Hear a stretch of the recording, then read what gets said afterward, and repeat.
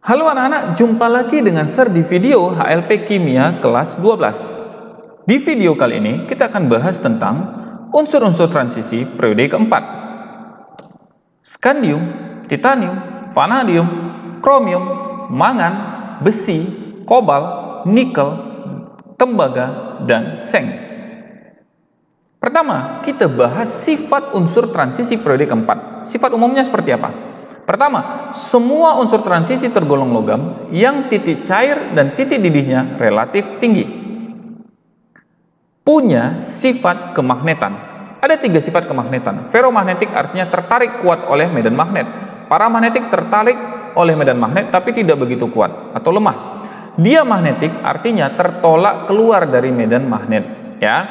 Jadi, yang bersifat ferromagnetik itu adalah besi, kobalt, dan nikel. Selebihnya biasanya adalah bersifat paramagnetik kecuali zinc.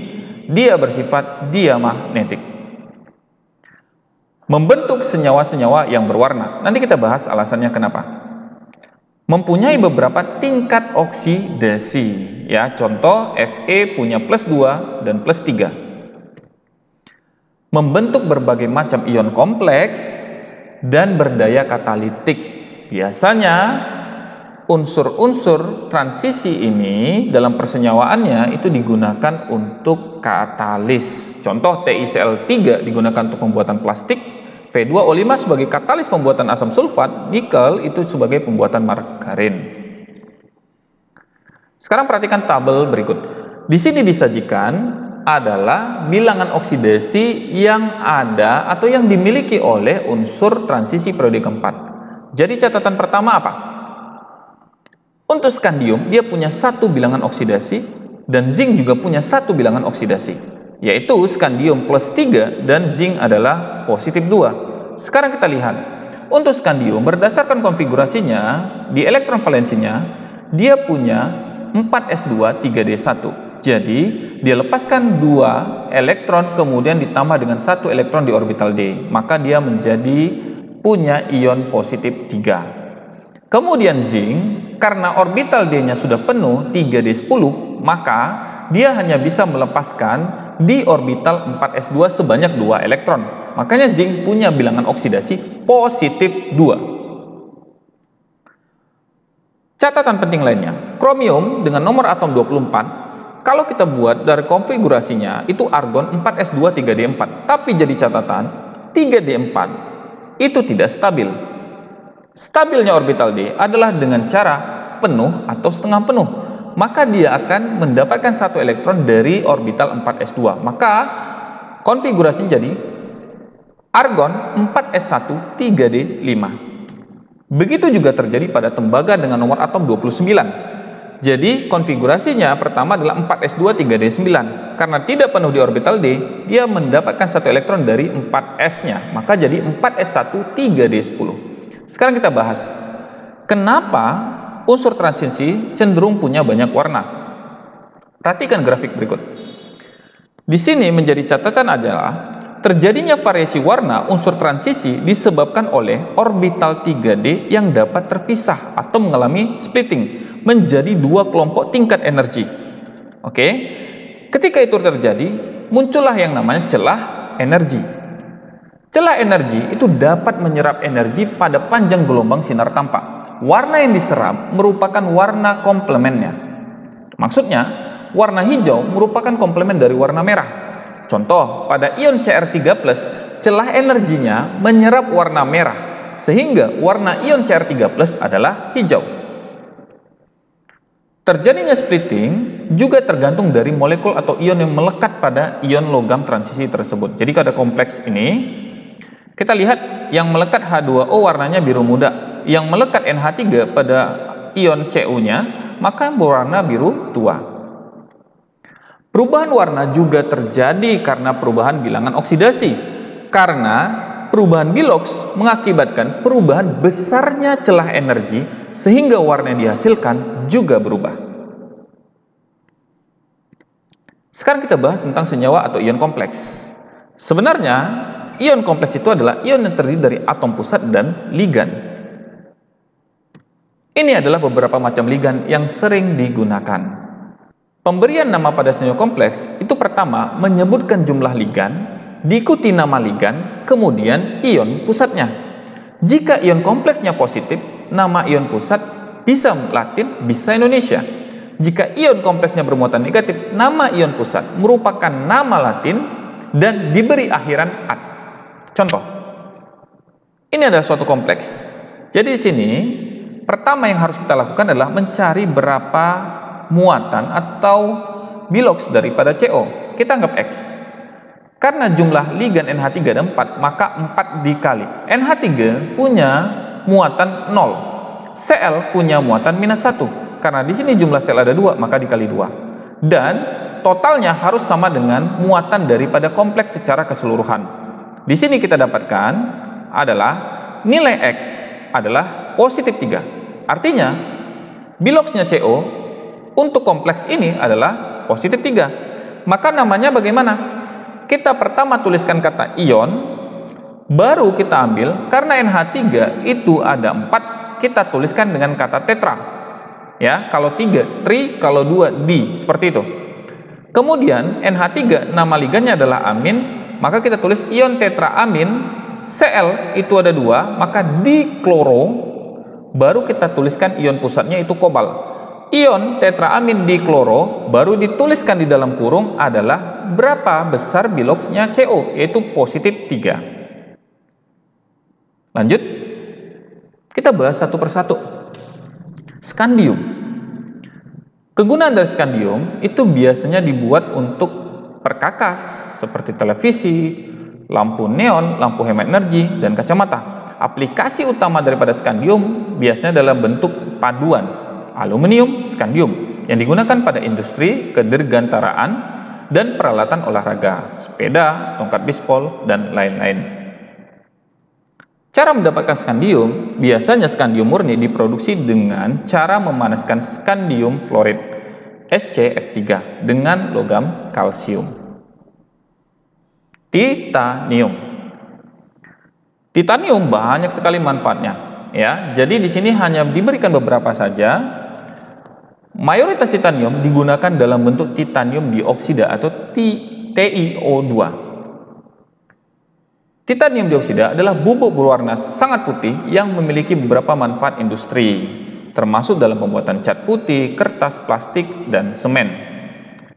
Dan biasanya logam ini itu bisa dalam bentuk paduannya dengan logam lain dan menghasilkan logam dengan kekuatan yang sangat kuat dan cukup ringan. Contoh, digunakan untuk pembuatan pesawat ruang angkasa, kapal angkatan laut, rudal sebagai pelapis kendaraan lapis baja atau tank, dan pembuatan pipa-pipa saluran. Intinya ketahanan terhadap korosi membuatnya sangat berguna dalam aplikasi air laut. Cara mendapatkan titanium di sini dipaparkan adalah prosesnya dan reaksinya. Jadi di sini akan terlihat bahwa akan dihasilkan TiO2 murni, ya, yang nanti akan diproses untuk mendapatkan titaniumnya. Vanadium. Vanadium itu sebagian besar, sekitar 80% digunakan sebagai ferrovanadium atau sebagai adiktif baja. Jadi campuran vanadium dengan aluminium dan titanium digunakan dalam mesin jet dan rangka pesawat. Paduan vanadium dengan baja digunakan dalam as roda, poros engkol, roda gigi, dan komponen penting lainnya. V2O5, seperti tadi kita katakan, itu bisa digunakan sebagai katalis dalam pembuatan asam sulfat. Ya, itu namanya proses kontak. Unsur ini juga ditambahkan ke kaca untuk menghasilkan warna hijau atau biru. Kaca yang dilapisi dengan vanadium dioksida dapat memblokir radiasi inframerah pada suhu tertentu. Cara mendapatkannya, sekarang banyak logam vanadium itu dihasilkan dengan mereduksi V2O5 dengan kalsium dalam sebuah tabung bertekanan. Ya, proses yang dikembangkan oleh McKinney dan Seyvar. Kromium. Kegunaan daripada kromium adalah sebagai paduan logam seperti pada stainless steel, chrome plating, dan keramik logam. Selain itu, logam ini juga digunakan dalam pewarna dan cat. Jadi banyak kegunaannya, ya. Lanjut, ini adalah cara untuk mendapatkan kromium. Nah, intinya pada di sini nanti akan dihasilkan kromium murni. Mangan. Kegunaan daripada mangan, hampir 85% sampai 90% dari semua mangan yang dihasilkan setiap tahun digunakan dalam produksi baja. Jadi kebanyakan dari transisi ini adalah paduan logam dengan logam lain untuk menghasilkan logam yang lebih kuat dan tahan terhadap karat serta ringan. Mangan itu juga komponen kunci dari stainless steel dan paduan aluminium tertentu. Nah, senyawa lain yang banyak dimanfaatkan adalah mangan dioksida yang digunakan untuk pupuk dan keramik. Senyawa yang paling umum dari mangan digunakan dalam baterai sel kering untuk mencegah pembentukan hidrogen. Mangan diperoleh dengan, pertama, bisa dengan mereduksi oksida mangan dengan natrium, magnesium, aluminium, atau dengan proses elektrolisis. Kedua, proses aluminotermi dari senyawa MnO2. Persama reaksinya bisa dilihat di sini dan akan dihasilkan mangan. Oke, besi. Unsur besi sangat penting dalam hampir semua organisme hidup. Pada manusia, besi merupakan unsur penting dalam hemoglobin darah. Penggunaan besi itu banyak sekali, mulai dari mobil, obeng, mesin cuci, penjepit kertas hingga kapal tanker. Baja adalah paduan besi yang paling terkenal.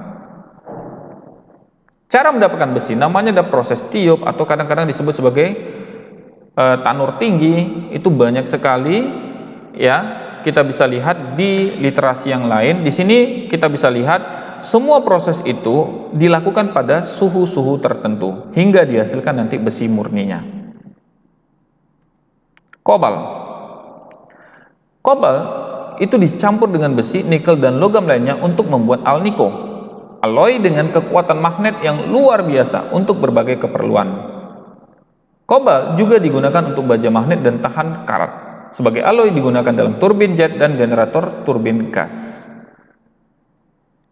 Cara mendapatkannya, jadi di sini dipaparkan reaksi untuk mendapatkan kobal murninya nanti. Nah, kita bisa lihat di sini juga dihasilkan kobal murninya. Oke, kita lanjut. Nikel. Sebagai bahan campuran dalam pembuatan stainless steel, peralatan makan, sendok, garpu, sumpit, pembuatan knalpot motor, mobil, rantai jam tangan, dan lain hal. Cara mendapatkan nikel biasanya itu dapatkan dari pertambangan dan akan diproses di pabrik, ya. Jadi salah satunya tempat pertambangannya itu ada di Kalbar, Maluku, Papua, Sulawesi Selatan, Sulawesi Tengah, dan Sulawesi Tenggara. Kuprum atau tembaga. Seperti logam transisi lainnya, biasanya kegunaannya itu adalah untuk paduan logam, ya. Jadi contoh untuk pembuatan perunggu. Cara mendapatkannya, proses pembuatan tembaga dilakukan dari senyawa sulfidanya dalam mineral kalkopirit dan kalkosit. Karena terdapat cukup banyak besi, proses pembuatan tembaga menjadi agak kompleks karena harus memisahkan Cu dan Fes. Nah, ini alur pembuatannya. Zinc. Kegunaan daripada seng atau zinc ini adalah digunakan dalam proses peleburan besi serta sebagai campuran paduan logam. Jadi hampir rata-rata semua transisi adalah paduan logam. Nah, logam ini juga digunakan sebagai konstruksi bangunan, bisa juga sebagai pigmen putih dalam cat air atau cat, dan sebagai aktivator dalam industri karet. Sebagai pigmen, seng juga digunakan dalam industri plastik, kosmetik, kertas fotokopi, wallpaper, dan tinta cetak, serta banyak manfaat lainnya. Proses elektrolisa adalah salah satu cara yang paling banyak digunakan untuk menghasilkan seng dunia. Proses ini dimulai dengan ZNO diencerkan memakai asam sulfat, menghasilkan zinc sulfat. Dilanjutkan elektrolisa untuk memisahkan seng hingga dihasilkan logam murni. Oke, terima kasih. Itu adalah unsur-unsur periode keempat. Tugas akan bisa dilihat nanti di aplikasi Edmodo-nya. Terima kasih.